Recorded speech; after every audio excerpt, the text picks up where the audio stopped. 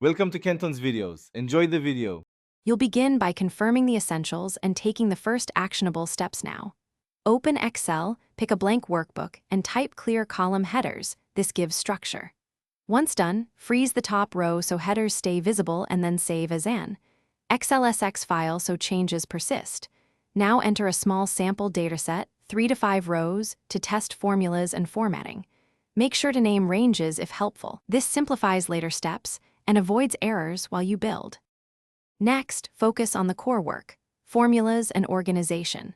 Start writing formulas like SUM and average, learn IF for simple logic, and switch between relative and absolute references with dollar to control copying.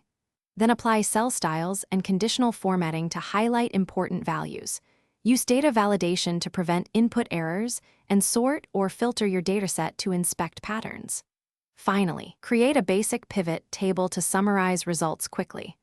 These steps turn raw data into meaningful insights, while clean up and present your work so it's ready to share.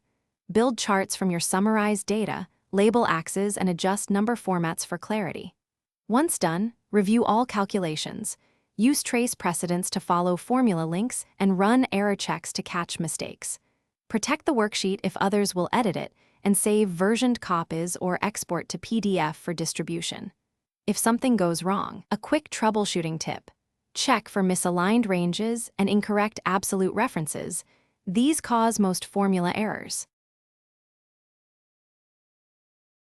Thanks for watching. Consider subscribing if we helped you.